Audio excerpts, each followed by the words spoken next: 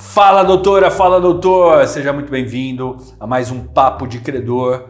Eu, doutora Andressa Garcia, estamos aqui para comentar casos concretos de investigação patrimonial. Seja muito bem-vindo. E hoje, então, vamos lá, vamos na massa. Mais um caso aí, né? Mais um caso de investigação. Aprender bastante. Exato. Aprender na prática, né? A ideia aqui é sempre insistir nesse ponto, aprendermos com a prática, a pragmática. Eu acredito muito nisso. O direito na prática é muito diferente do direito na teoria e a gente precisa, de fato, ter mais espaços discutindo a prática, o caso concreto, a interpretação, aquele determinado acórdão, a posição do tribunal em relação àquele assunto, aquela determinada interpretação, quais foram as provas aceitas naquele caso, por que eu também tenho que buscar tais provas. É assim que a gente aprende, é assim que a gente se aperfeiçoa na advocacia. É um clichê, né? Mas funciona. A gente não precisa errar para aprender. Vamos aprender com o erro dos outros, com o que está funcionando, com o que não está funcionando. Acho que isso é bem importante e esse podcast tem justamente essa finalidade, né? Ajudar o pessoal a aprender mesmo aí com o que tem funcionado e com o erro também que a gente vê comum aí em vários casos e principalmente, né, com os devedores profissionais que nos ensinam muito. Sim, a gente ainda tem a possibilidade, e isso é importante destacar, né, não é que a gente nunca erre, a gente também erra como advogado credor e tal, mas em 20 anos de experiência a gente acaba errando menos porque a gente já sabe o que dá certo e o que não dá. E nessa posição que nós temos como investigadores e quando somos contratados por advogados de credores, queira ou não, nós somos obrigados, né? E você já sabe, você já assistiu outros vídeos nossos, já sabe que a nossa metodologia de pesquisa, nós temos 5 passos na metodologia Recupera, metodologia essa que a gente ensina nos nossos cursos no FIP, na formação do investigador patrimonial, extrajudicial. Nós temos, né, um roteiro a fazer, ou seja, um passo a passo a realizar numa investigação. E quando nós somos contratados pelo colega, pelo advogado, claro, pelo cliente, mas em regra é o próprio advogado que vem buscar o nosso trabalho para levar para o cliente dele. Quando a gente chega e vai analisar o processo, nosso primeiro passo da metodologia é olhar para todo o processo. Fazer um resumo, levantamento de dados, cruzamento de datas, tudo em relação ao processo em que o credor está cobrando uma dívida do devedor. Aí, mano, mas e quando não tiver processo? Mesma coisa. Os dados são obtidos do contrato, do título extrajudicial, da relação que foi originária daquele crédito entre credor e devedor. Então, tudo isso é analisado. Então, quando a gente faz essa análise do processo, em regra, nós somos obrigados a detectar eventuais erros do colega que nos contratou. Erros esses que não precisam ser expostos no dossiê, porque não tem essa necessidade. Eu não preciso chegar para a empresa e falar, não, porque seu advogado podia ter feito. Não é esse o objetivo do relatório. Achar a solução. É achar o crédito, onde é que está o ouro escondido do devedor. Então, esse é o nosso objetivo. Mas, como a gente estava falando, acabamos aprendendo muito com erros que os advogados e os credores cometem. Então, a gente acaba tentando usar da inteligência, como a Andressa falou, e não evitar aprender com os nossos próprios erros e tentar aprender com os erros dos outros, porque aí a gente evita o cometimento desses mesmos erros nos nossos casos, nos nossos processos e, claro, aproveita para direcionar a investigação, levando em consideração esses gaps, essas falhas que aconteceram, para corrigi-las, né, e esgotar todas as possibilidades na cobrança do crédito. E isso traz a gente aqui para esse caso de hoje, que é muito interessante e algo que a gente fala bastante até no FIP, né, na nossa formação aí de investigação, que é conhecendo o perfil também do devedor, você acaba conseguindo ajudar o seu próprio cliente também a implementar medidas de segurança nas negociações dele. Nesse caso em específico, um cliente nos procurou, né? E é um cliente que a gente não tem um único caso, mas tem vários casos com ele e a gente tem identificado na carteira de clientes deles um perfil de devedor que tem utilizado da forma de negociação, da proposta de acordo, para ganhar tempo para fazer uma blindagem patrimonial. Então, identificado isso, a gente conseguiu já agregar muito valor para o cliente, passando informações de como ele fazer negociações mais seguras, para quando chegar o caso aqui para a gente já não ter um prejuízo, né, nessa blindagem patrimonial que ele fez com a negociação, mas aí a gente já conseguir previamente exigir uma garantia, fazer uma negociação mais segura. E essa é uma característica importantíssima da gente destacar, que é outro comportamento muito usual do devedor profissional. Doutora Andressa colocou um ponto fundamental: ganhar tempo. Essa palavrinha também, acho que são duas, né? Estratégia, né? Que é a obrigação do credor, e tempo. Tempo é algo que o devedor busca toda hora ganhar em relação ao credor.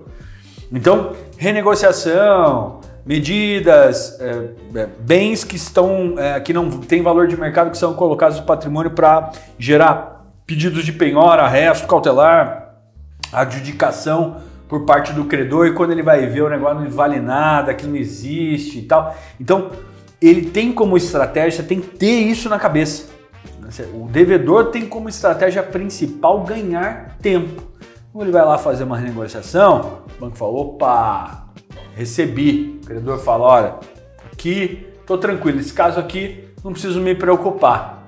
Só que vai lá, faz uma renegociação sem um pedido de garantia, sem uma análise mais aprofundada daquele devedor, sem entender o passivo dele de uma maneira geral, o que tem, que consta no passivo, quais são os outros processos, quais são as outras medidas constritivas que estão acontecendo em face dele e assim por diante, né, Luiz? Exato. E nesse caso em específico foi exatamente o que aconteceu. O devedor já planejando o golpe, né, propriamente dito, ele procurou, é uma instituição financeira, nossa cliente, né, procurou a instituição financeira, renegociou esse débito, já que estava em R$500 mil, e na mesma data dessa renegociação... Mas isso foi muito engraçado, porque foi no mesmo dia. No mesmo dia. Não é assim, a mesma data ali, naquela semana, não. No mesmo dia. O calendário era no mesmo dia. De manhã ele assinou a renegociação, à tarde ele estava na junta comercial protocolando a alteração contratual, né? Exatamente. E aí nessa alteração contratual sai uma das sócias, mãe do devedor do outro sócio, né? Que ficou com a empresa em nome dele, o sócio remanescente. Então, mãe e filho na sociedade, no CNPJ. Exato. CNPJ devedor da instituição bancária. Aí, vamos pegar, importante destacar, tinha um imóvel no patrimônio da empresa, da pessoa jurídica, do CNPJ. Ele viu o montante da dívida, que estava chegando a R$500 mil, R$500 mil, falou, opa, eles vão pegar esse imóvel. Qual foi a ideia genial? Bom, e genial falando aqui ironicamente, mas que funcionou. Agora nós estamos fazendo isso, mas funcionou. Por quê? Chegou no banco e falou, olha, você vai ajuizar uma execução? Não, espera, vamos renegociar. Ele já sabendo que não tinha condição de pagar, que ele não ia pagar, mas não queria que o seu patrimônio sofresse as consequências dessa inadimplência, o que ele fez? Vamos renegociar, eu vou assinar um acordo, vamos fazer um acordo. O banco ficou, a instituição ficou super feliz, né? Resolvemos o caso, nem precisa passar para o jurídico, né?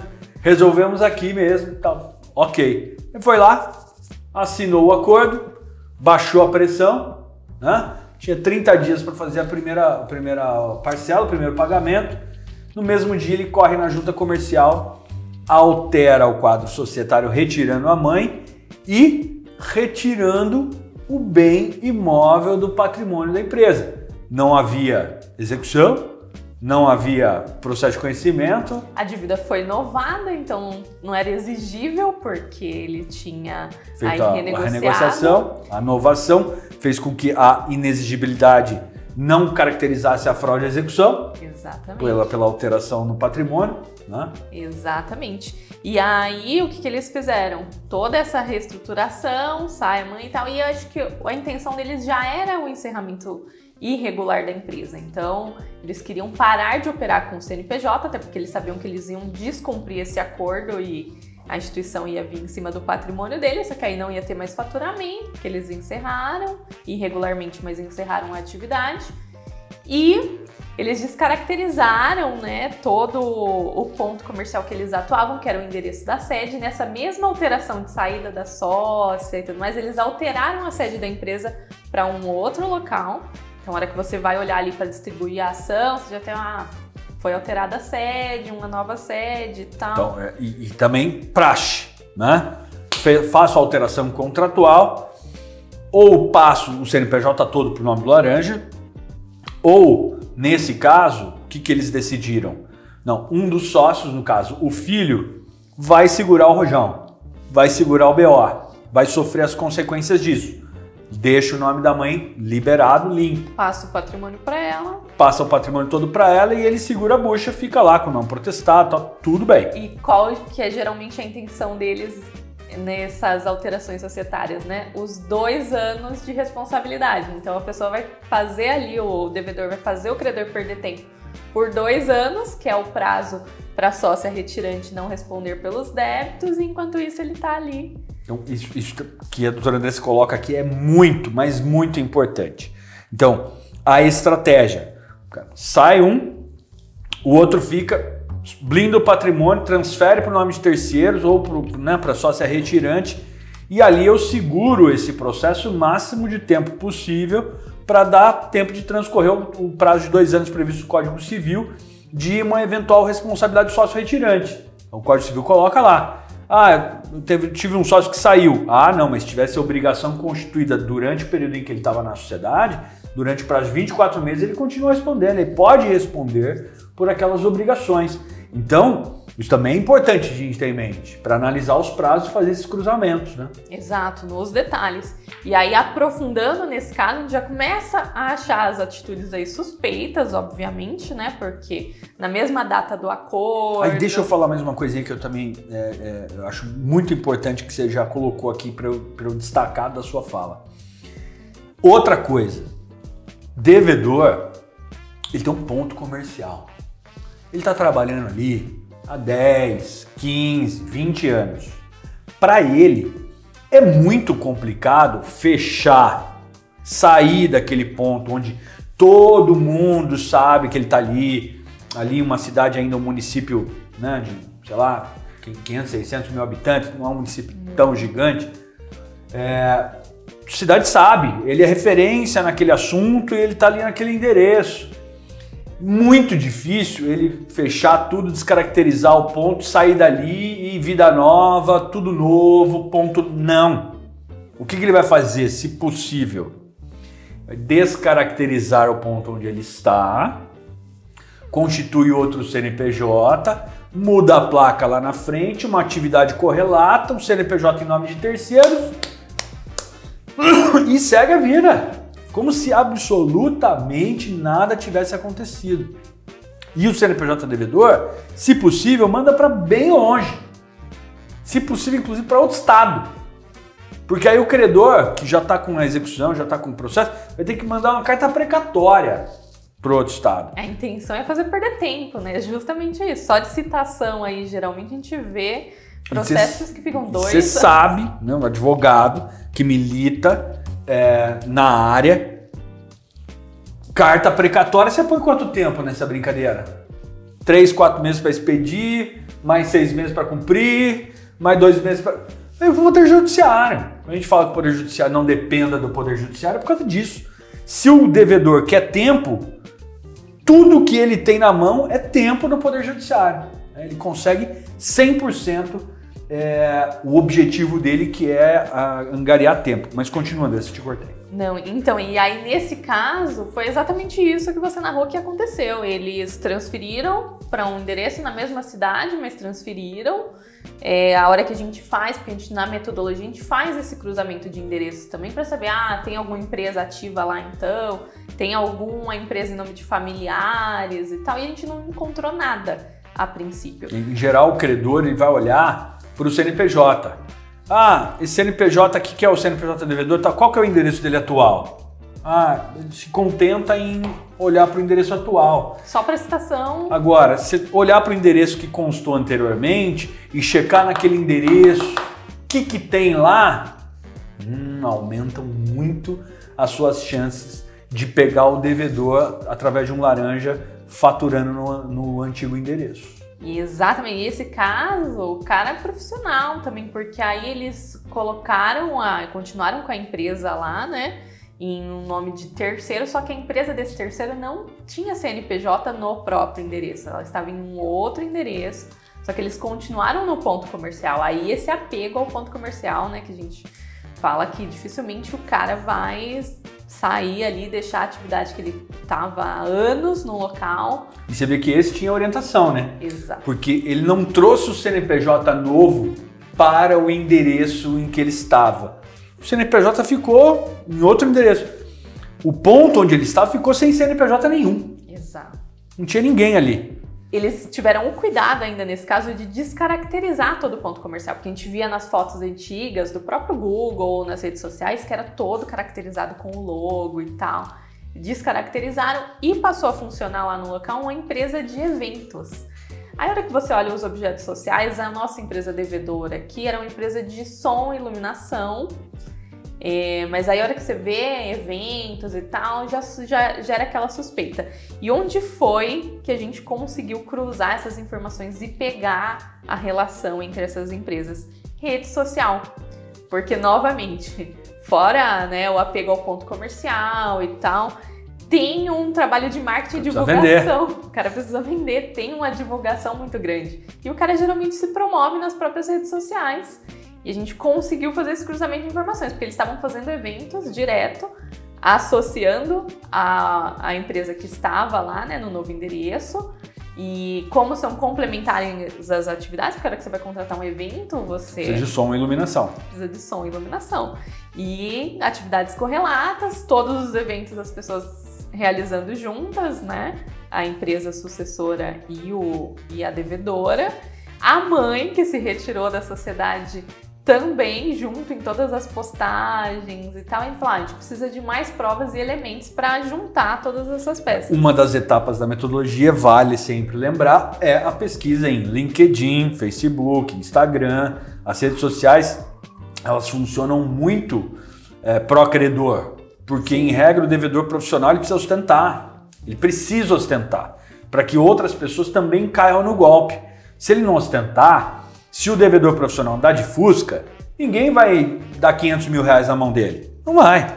E o cara, para mexer com uma cifra desse, ele precisa parar o carro, parar o Porsche na frente do escritório, ele precisa parar a Ferrari, ele precisa chamar a atenção, né, com um carro de R$500 mil. Por quê? Porque é ali que a pessoa vai olhar. Nós brasileiros ainda temos muito isso, né? Se ele tá andando de Porsche é porque ele é um cara bom, profissional, muito bom. E é aí que mora o perigo. Não que necessariamente quem anda de Porsche tenha essa postura, mas lembrando que o devedor profissional ele precisa ostentar. E essa ostentação a gente vai pegar nas redes sociais. Né? E é a mesma coisa as empresas, elas precisam vender a presença digital hoje, principalmente em ramos que nem esse do caso, né, de eventos, essas coisas, a divulgação em rede social, a presença em rede social é muito importante. Então eles deixam muitos rastros em rede social, Facebook, principalmente Instagram, e foi exatamente o que a gente pegou nesse caso para fazer essa confirmação, essa ligação, pra gente conseguir, já tinha as pecinhas ali, só precisava encaixar. A gente fez um cliente oculto, é algo que a gente acaba utilizando muito também em determinada fase de conclusão e cruzamento de dados na metodologia, justamente para coletar ali provas para fornecer ao cliente elementos e as provas concretas. O que é o cliente concretas. Oculto, né? Fazendo um outro parênteses rápido aqui. A gente tem elementos, a gente tem provas indiciárias, muitas. Só que eu preciso ali, ó, da prova cabal, da bala de prata. Preciso acabar com a conversa e demonstrar cabalmente para amanhã chegar no juiz, o juiz não ter dúvida, né? Porque não adianta chegar lá e apresentar um monte de indícios, o juiz falar, olha, eu ainda não estou convencido. Não adianta entrar com uma ação de produção antecipada de prova e ficar 2 anos, perder 2 anos produzindo provas no processo judicial e o devedor acompanhando todas as provas que você está produzindo. Não adianta. O negócio é no extrajudicial. Você trabalhar longe dos olhos do devedor. Esse é o caminho. E quando a gente tem um monte de provas indiciárias como essas que a doutora Andressa coloca, o que a gente faz? Cliente oculto. O que é o cliente oculto? Se passa por um cliente dele. Entra em contato. Ô fulano, tudo bem? Tudo bom? Ó, eu tô fazendo um evento dia tal, não sei aonde e tal. Eu queria um orçamento para iluminação, som. Vocês fazem a organização do evento?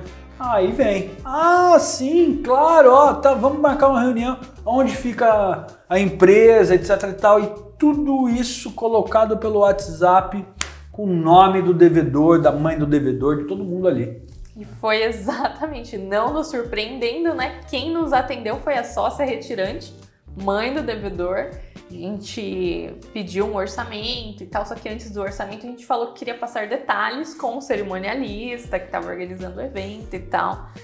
E, para não surpresa, o endereço indicado para a reunião foi exatamente o da antiga sede da empresa, né? Que não tinha CNPJ mais nenhum. Que não tinha mais nenhum CNPJ, mas é onde estava funcionando uma empresa, né, de organização de eventos, provavelmente, né, provavelmente não, né, provadamente, com a atuação em conjunto aí com os devedores.